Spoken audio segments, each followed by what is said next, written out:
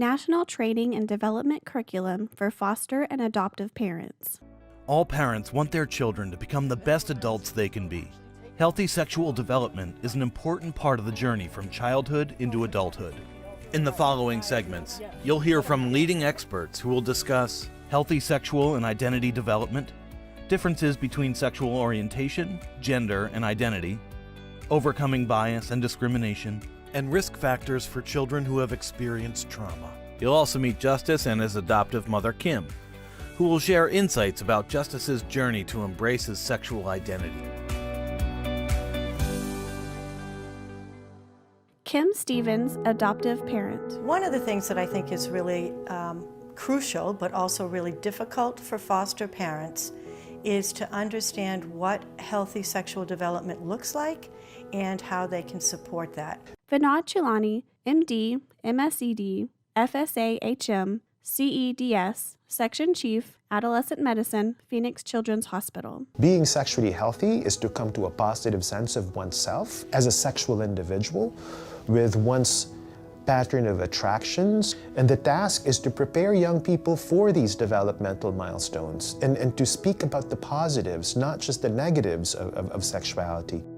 As early as infancy, children begin to reach milestones in their sexual development. Stephanie Warren, DNP, FNP-BC, family nurse practitioner. They're beginning to find out where their genitals are, so they may be touching, they may be pulling or tugging at them. As they get into more of the 1 to 18-month range, they might be wanting to show you what it is or how it looks, and that is all appropriate behavior. So in this stage, remember that the nurturing touch is important for helping them to develop a positive self-esteem about their body going forward.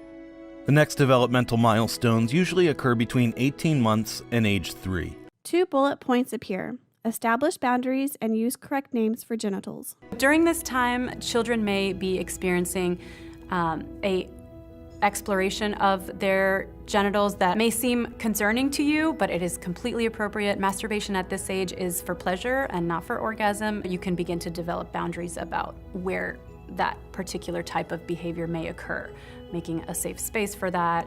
In the years between age 3 and 6, children begin to notice differences between themselves and others. 1 bullet point appears. Engage in dialogue about privacy, boundaries, and reproduction. They're comparing, they want to see where they fit in their gender role, they're trying to establish their identity. Jerry Peterson, Executive Director, Ruth Ellis Center. So if you have a 3, 4, 5, 6-year-old child who is showing signs of identifying with a gender other than the gender that was assigned at birth, that is also a natural time in human development for that to start to emerge.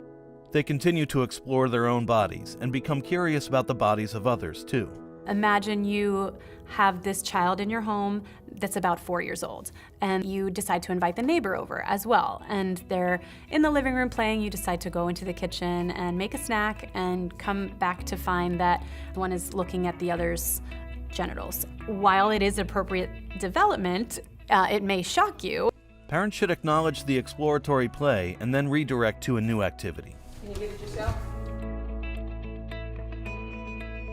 The next developmental stage, age 6 to 9, this is a time where children are beginning to form what they may identify as gender-wise, sexual orientation-wise, even at this very early stage. 2 bullet points appear. Emphasize interests and be observant. This is a great time to start talking to your child about where babies come from, their own bodies, maybe some basic things about sex. Between ages 9 and 14, most children begin to go through puberty and may have concerns about their body image. 2 bullet points appear.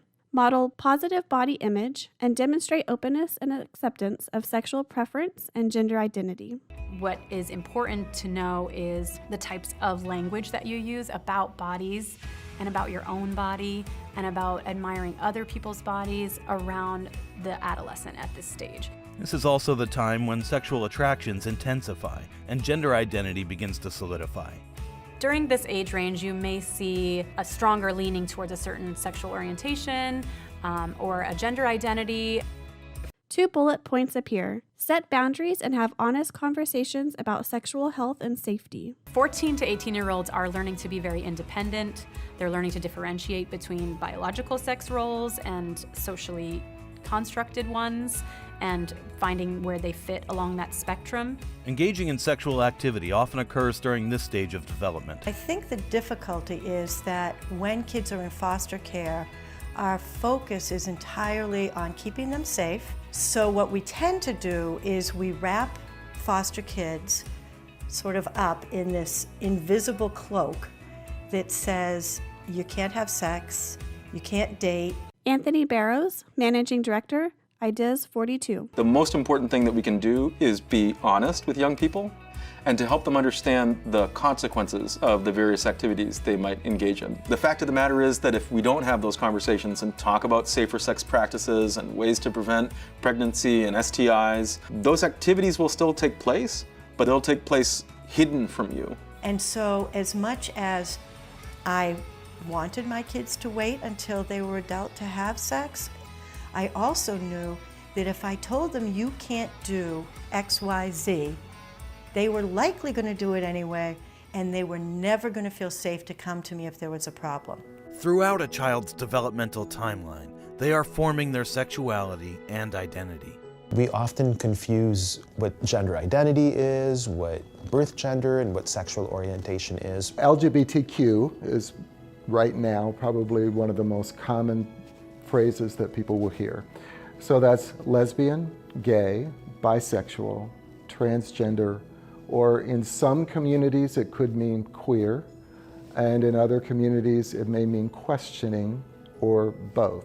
A phrase that people are beginning to hear is SOGIE, S-O-G-I-E, which stands for sexual orientation, gender identity, and expression. The reason for talking about and understanding SOGIE is that that's what we all hold in common as human beings. We all have a sexual orientation, we all have a gender identity, and we all have a gender expression. Sexual orientation is a reference to the person to whom one is attracted. And it has to do not just with physical attraction, it's not just about sex, it is about the emotional attraction. A spectrum appears. The left side is labeled gay and lesbian.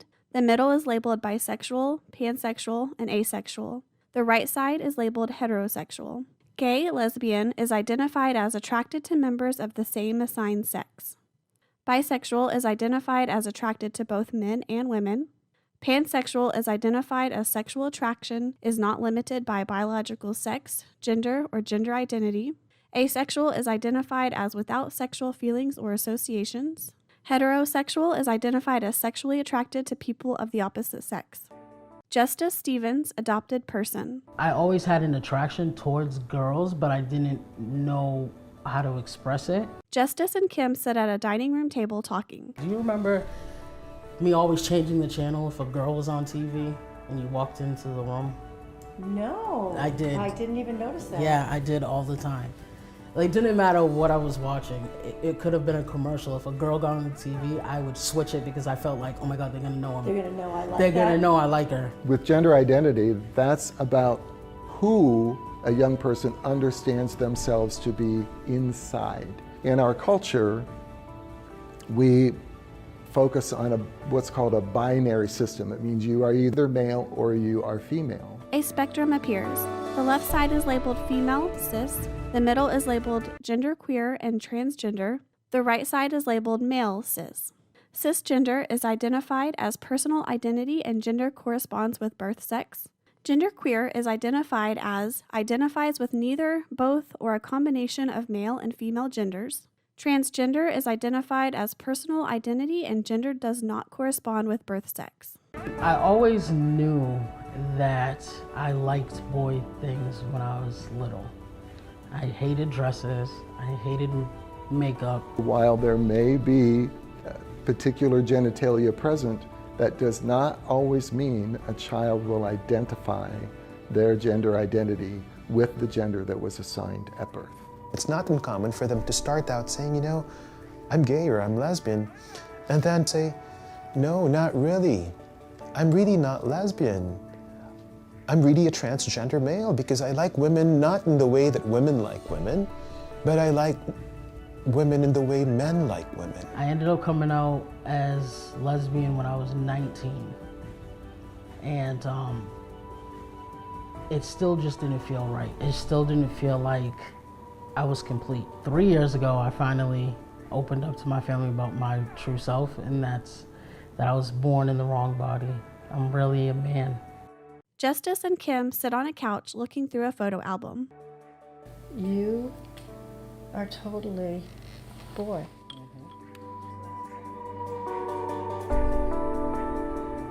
Gender expression is about how we express our gender in the world. You can be a straight individual in terms of your sexual orientation and present in the world with more feminine gender expression. A spectrum appears. The left side is labeled feminine, the middle is labeled androgynous and gender neutral, the right side is labeled masculine. Each one of us represent a different combination of these factors of sexual orientation, gender identity, and gender expression.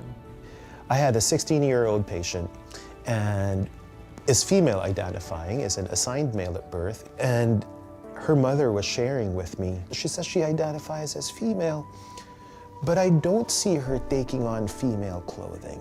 And I had to take a step back and share with mother that because she identifies as female does not mean to say she needs to be dressed in feminine clothing. Recognizing your own assumptions and areas of bias will help you best support a child in your care wherever they are on the SOGIE spectrum. I wasn't always this accepting. We have to make decisions, I think, based on what is in the best interest of our kids around their safety and their well-being.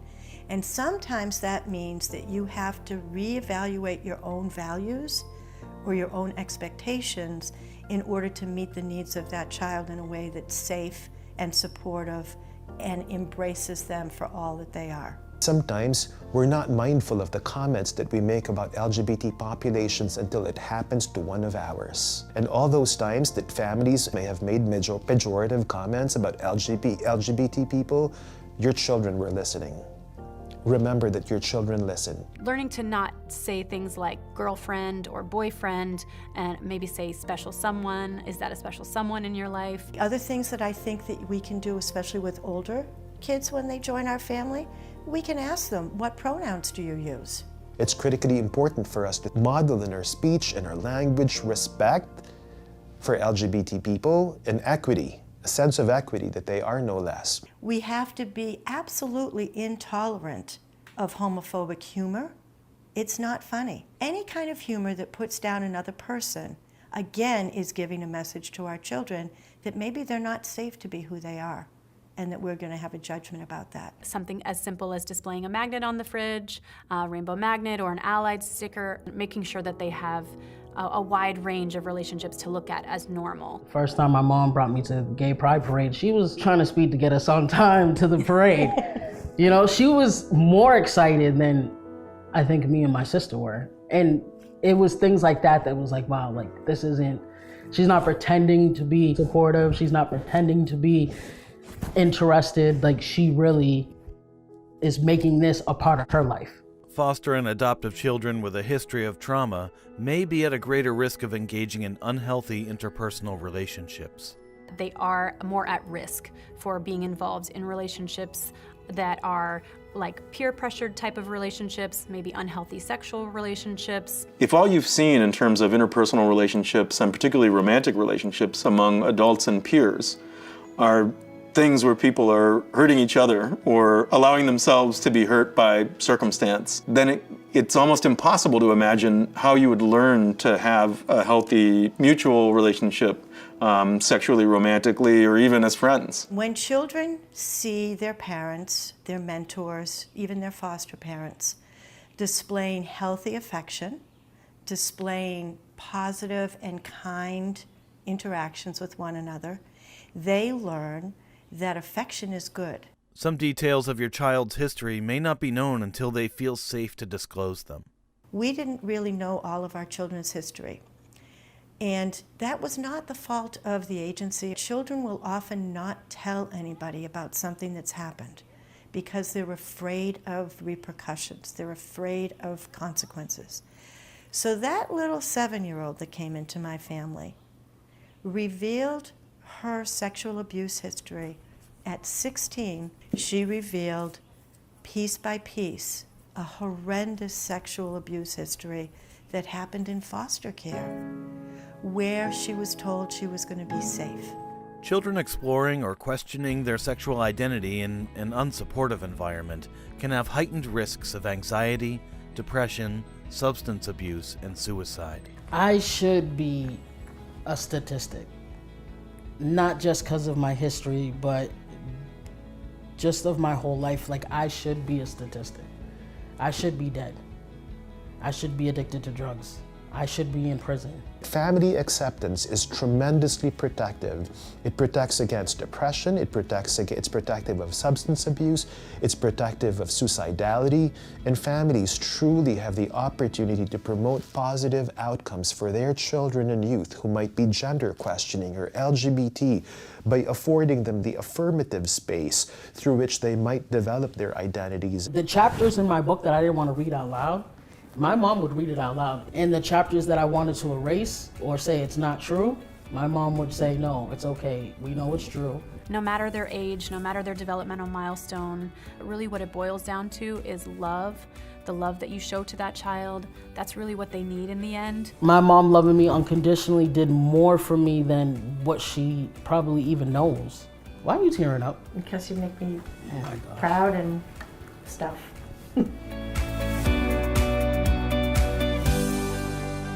This video was funded by the Children's Bureau, Administration on Children, Youth, and Families, Administration for Children and Families, U.S. Department of Health and Human Services, under grant number 90CO1134. The contents of this video are solely the responsibility of the authors and do not necessarily represent the official views of the Children's Bureau.